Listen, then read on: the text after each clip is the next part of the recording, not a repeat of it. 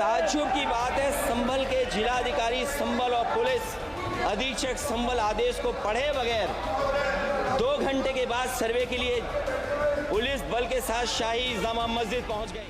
संभल के मुद्दे पर मचा सियासी संग्राम मंगलवार को संसद के दोनों सदनों में भी सुनाई दिया। विपक्ष ने तमाम आरोपों के आगोश में बीजेपी सरकार को घेरने की रणनीति बनाई। इसमें सपा की ओर से अखिलेश यादव और रामगोपाल यादव ने मोर्चा संभाला। राज्यसभा में बोलते हुए रामगोपाल यादव ने कहा कि ये संभल हिंसा प्लान था, साजिश थी। मेरा और लोगों का ये मानना है कि इससे पहले उत्तर प्रदेश में जो चुनाव हुए थे उसमें वो बगल के जिलों में पुलिस ने किसी को वोट डालने नहीं दिया गया और जबरदस्ती चुनाव कब्जा कर लिया था। उससे ध्यान बटाने के लिए रामगोपाल जी, आपसे आशा करता हूं संयम योजनाबद्ध तरीके से सब ये हुआ। वहीं लोकसभा में मोर्चा संभालते हुए सपा मुखिया अखिलेश यादव ने कहा कि दिल्ली और लखनऊ की लड़ाई में संभल के भाईचारे को गोली मारी गई। संभल जो इसलिए जाना जाता था कि भाईचारे के साथ वहाँ रहते हैं लोग, वहाँ अभी से नहीं सदियों पुराना भाईचारा हजारों साल से इसी तरह रहते आए हैं।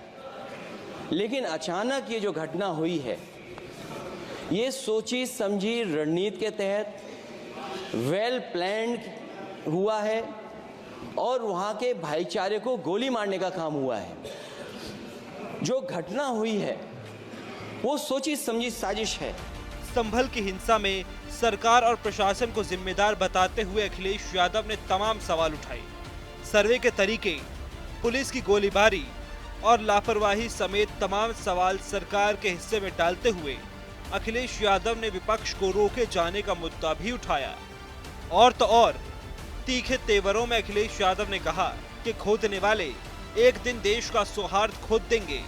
संसद का माहौल उस वक्त और गर्मा गया जब बीजेपी खेमे से गिरिराज सिंह और दूसरे नेताओं ने टोका टाकी कर दी।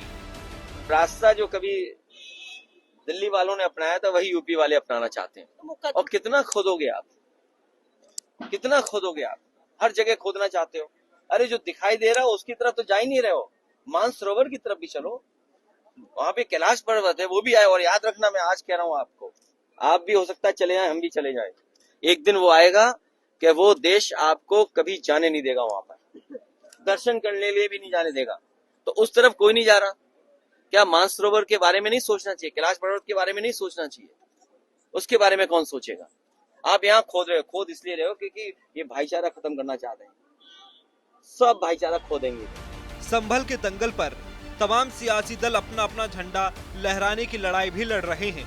कांग्रेसी खेमे से भी खूब जोर शोर से मुद्दा उठाया गया। हालांकि सपा कांग्रेस जहां हम साथ साथ हैं का नारा देती हैं, तो वहीं जब संसद परिसर में कांग्रेस ने संभल के साथ अडानी का मुद्दा उठाया तो कांग्रेस के प्रदर्शन से परे हट गई समाजवादी पार्टी। इसी बीच खबर ये भी है कि बुधवार को संभल जा सकते हैं राहुल गांधी। माननीय अध्यक्ष जी, संभल को इंसाफ और न्याय चाहिए। संभल को इंसाफ और न्याय चाहिए। सुप्रीम कोर्ट के सिटिंग जज से इसकी जांच करानी चाहिए। और जो लोग अधिकारी दोषी हैं उनको आप कंक्लूड कर दें। ये दिल्ली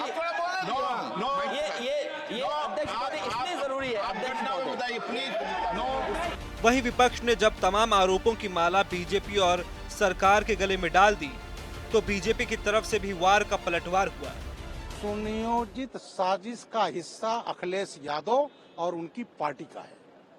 उनका एमपी इन्वॉल्व है। जिस तरह से पुलिस पर गोलियां चलाई जा रही हैं उसका टीवी में दिख रहा है।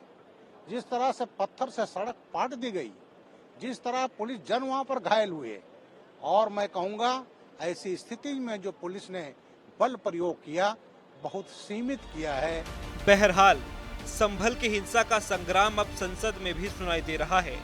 विपक्ष के तमाम आरोपों पर सरकार के तेवर भी तीखे हैं।